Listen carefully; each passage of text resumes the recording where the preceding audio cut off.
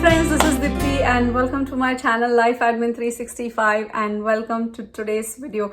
Today's video is a meal prep video and for the first time I'm sharing with you my way of eating, which is the keto way or the low carb way. In my previous videos, I have alluded that I eat low carb meals and beyond a recipe or a two, I haven't shared anything in details.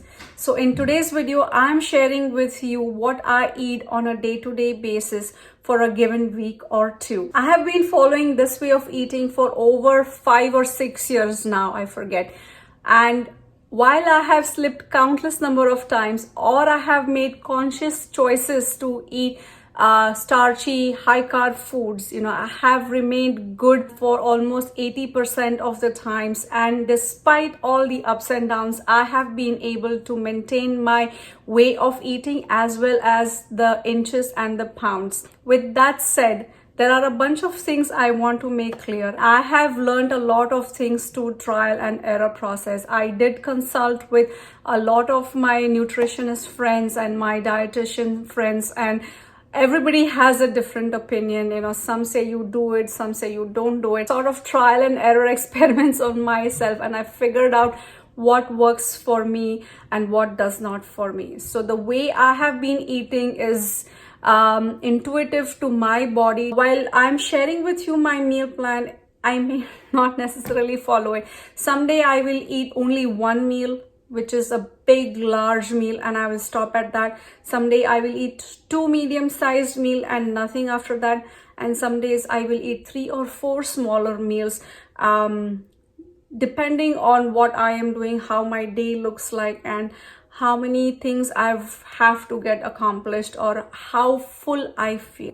Just a disclaimer that I am not advising any of you guys to follow this way of eating. This meal plan is just for informational purpose. Do consult your physician before making any decisions about your health or making any changes to your dietary habits. So I just want to put out that I have realized that I have gained a few pounds, not a few, a little bit more than a few pounds in these last 4 or 5 months. And I'm going to blame YouTube and my channel on that because I've been so focused on growing my channel, getting all these videos out on a regular basis, as well as doing a full-time job outside of the house. I have neglected myself and my way of eating.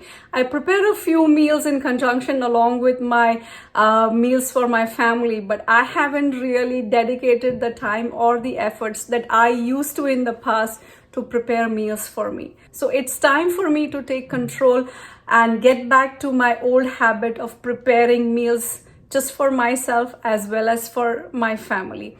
My way of eating low carb meals is called the lazy way of doing because I don't really count my calories or I don't count my carbs. I just have an approximate idea of how many carbs I'm eating in a day. If you're following a true keto lifestyle, then your net carbs should be below 20 grams. And I'm sure mine are nowhere closer to the 20 grams. If I have to guesstimate, I would say I'm eating somewhere between 50 and 75 grams of net carbs in a given day.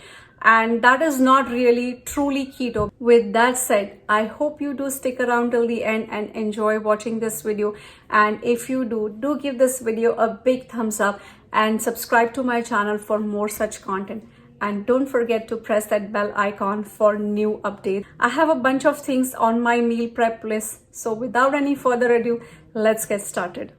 First on my list is chocolate chia pudding, which is very simple to make. I'm using almond milk that I had made earlier in the day. After making the almond milk, I strained to separate the pulp from it. I'm adding 3/4 cups of almond milk to each of these 4 mason jars and keeping them aside. Since I'm making 4 portions of chia pudding, I'm weighing out 4 times the ingredients. So in total, I'm weighing out 100 grams of chia seeds in my small blending jar, to which I'm adding 36 grams of monk fruit sweetener or erythritol and 24 grams of 100% cacao powder.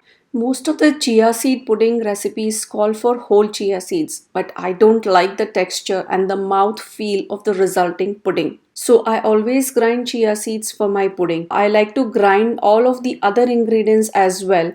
I think that if I grind all the ingredients together, it will result in a uniform mixture. I'm going to grind these as evenly as possible and then divide it into 4 of these portions. So each portion should get about 40 grams. In addition to these ingredients, I'm also adding 20 grams of the strained almond pulp. I want to test out how the resulting pudding tastes when I add the almond pulp to it. If this pudding tastes good, that is, it has a good mouth feel and does not taste gritty, then I will stop straining the almond milk after making it. This should save me a lot of time in the long run. Mixing everything as uniformly as possible and then covering the jars and refrigerating it. These will stay good for up to 5 days in the refrigerator. I'm planning to eat these either for breakfast or as a snack. When I'm ready to eat, I will top these with fresh blueberries or raspberries. It's almost lunchtime and today I'm planning to make my keto-friendly Paneer 65. In my earlier meal prep, you saw that I had 2 blocks of paneer to prep. I froze paneer cubes from one block for later use and I'm cubing the other block today to use it for making this dish. Flavors from the curry leaves, garlic, hing, and heat from the red chilies is what gives the signature taste to Paneer 65, and I'm trying to capture that without frying the paneer pieces in cornstarch slurry. Typically when I want to coat paneer or other vegetable for frying, I use whisked eggs instead of cornstarch so that it is low carb keto compatible. But today I wanted to test out this recipe without using any eggs for coating. So to my mixing bowl I'm adding 1/4 cup of milk powder, 1/4 cup of almond powder, half a teaspoon of turmeric, 1 teaspoon of ginger powder, 1 teaspoon of garlic powder, 1 teaspoon of red chili powder, and a couple of dashes of hing or asafoetida. Once everything is well mixed and all the lumps are removed, I am tearing about 7 to 8 curry leaves and adding it to this mixture. Then tossing in the cubed paneer pieces and hand mixing to coat the surface of each paneer cube. Surface moisture is helping the mixture stick to the paneer cubes, but not as much as I was hoping it would. Let's see how it turns out in the end. To a wok style kadhai, I am adding about 3 tablespoons of chili oil. This is the same chili oil that I had prepped in one of my March weekly meal prep videos. This oil is very well infused with red chili flavor and is the perfect oil for preparing Paneer 65. To the hot chili oil, I am adding roughly chopped onion, lots of garlic, pieces of red chili, and sauteing till the onions have softened, and then adding about 10 to 12 curry leaves. Sauteing everything once more and then adding the prepped and coated paneer pieces along with the dry spice mix. As I'm mixing, I'm realizing that it is on the dry side. So I am adding a couple of tablespoons of crushed tomatoes and giving everything a good mix. When all is said and done, I'm garnishing it with a lot of chopped cilantro. It is smelling so good and heavenly. The aromas of curry leaves, garlic, and hing are lingering in the air, and I can't wait to taste it. After a relaxing lunch and some rest, it's time to move on to the next thing on my list, which is cloud bread. This 4-ingredient recipe is pretty simple to make, and today I'm doubling the recipe so that I have enough for this week and the next week as well. Weighing up 4 ounces of full fat cream cheese, which is at room temperature, and then proceeding to separate the egg yolks from the egg whites. I'm using 8 eggs for this recipe. I always find separating the egg whites and the yellow a bit daunting, and most of the times I make a mess while separating. The yellows and the white separated, it's time to whip the egg whites into stiff peaks. Using a balloon whisk attachment, I'm whipping these 8 egg whites along with 1 teaspoon of cream of tartar. I have used apple cider vinegar in the past, and I have also used lemon juice when I did not have cream of tartar, but I have got the best results with cream of tartar. I'm whipping these at number 6 setting, which I think is medium high speed, for about 3 to 4 minutes with a couple of breaks in between to make sure all is going well. I think the peaks are stiff but not stiff enough, but I'm afraid that if I go any further, I'm going to break the egg whites. So I'm proceeding to the next step, which is whipping the egg yellows with the cream cheese, for which I'm using my handheld electric beater. The next step is to fold in the whipped egg whites as gently as possible in the cream cheese mixture. But before that, I'm going to get my oven preheating to 300 degrees Fahrenheit. Then using my handy dandy cookie scoop, I'm scooping out this mixture onto a baking sheet lined with a silicone mat. As I'm scooping, I'm seeing that the mixture is getting flat and I am mad at myself. I should have whipped for another minute or so to get nice and good stiff peaks, even stiffer than what I thought, instead of moving ahead. I need to keep this in mind the next time I'm hesitant to whip the extra minute towards the end. By the time I have reached the end of the second baking sheet, the mixture has completely flattened out and I have decided not to use the remaining. I must have lost about 3 cloud breads worth of the mixture. Oh! Baking these for 15 minutes at 300 degrees Fahrenheit.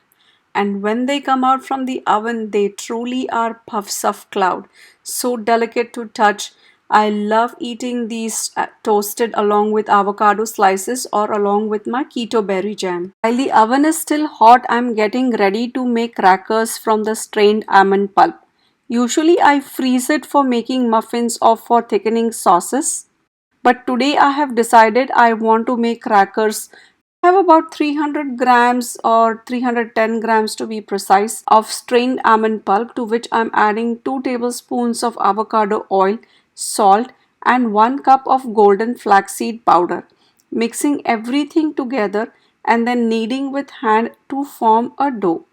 Before rolling out the dough, I'm getting the oven preheated to 300 degrees Fahrenheit, and this doesn't take a long time as it's already hot from the cloud bread making. And while that is happening, I'm rolling and flattening out a portion of the dough between two parchment sheets. I'm cutting around the edges of this flattened dough so that the crackers have a clean and pretty edge.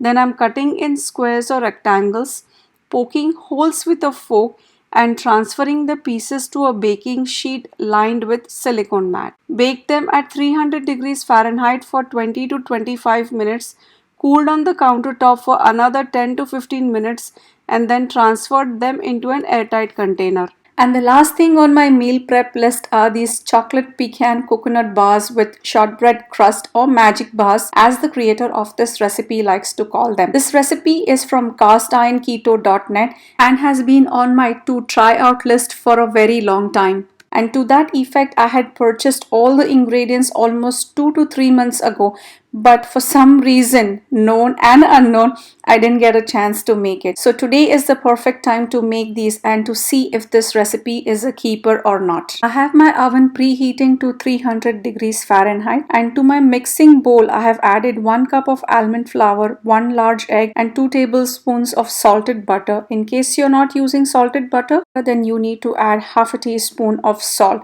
And once everything is added, I'm mixing everything together. I think I took an extra teaspoon or so of butter, because of which the dough was a bit on the wetter side, and therefore I'm adding an extra cup of almond flour to form a ball of dough. Then I'm pressing this dough into an 8-inch cast iron skillet and then poking holes in the crust with fork and baking it for good 20 minutes in the preheated oven until the crust is golden yellow. While the crust is baking in the oven, I'm going to prepare condensed milk caramel sauce. To the saucepan, I'm adding half a cup or 1 stick of butter, 1 cup of heavy cream, and when the two are close to boiling, I'm going to add the sweetener and then bring everything to a rolling boil. Unfortunately, I don't have golden monk fruit sweetener as the recipe calls for, so I'm going to use my regular white monk fruit sweetener. And I also thought I recorded the addition of cream and sweetener, but unfortunately I did not. But that's exactly what I did. Now that the mixture has come to a boil, I'm going to boil it for another 5 minutes, during which time the sweetener will caramelize, the sauce will start thickening and reach the consistency of condensed milk. Crust has baked perfectly and I'm ready to take it to the next level. I'm layering this crust with 1 cup of shredded dry unsweetened coconut, 9 ounces or a little bit over 1 cup of Lily's dark chocolate chips which are keto friendly, and 1 cup of pecan pieces, and lastly pouring over the condensed milk mixture that I had just prepared, and then returning the cast iron pan to the oven for another 5 to 7 minutes of baking at 300 degrees Fahrenheit. Then going to take it out from the oven and leave it on the countertop for it to come to room temperature. While I'm waiting for the pan and the content to cool, I've decided to boil and peel eggs and have them ready for the egg curry that I'm planning to make towards the end of the week. Finally, the wait is over. The pan and its content have come to room temperature and I can easily handle them. I'm cutting this large decadent cookie into equal sized bar pieces. The recipe says that you can get about 12 equal sized pieces, but I think because I'm cutting it unevenly, I'm going to get a little bit over 12. Now that I have tasted these bars, they are definitely a keeper. They are rich and decadent, a great accompaniment for black coffee. And the next time I make these, I will use golden sweetener instead of the white sweetener that I used for this one. Simply yummy. That's it guys, I'm done with my meal prep and I'm calling it a day. Checked off all the items on my meal prep list for today. Thank you so much for liking my videos and subscribing to my channel. See you all soon with a new meal plan and a new food prep. Bye.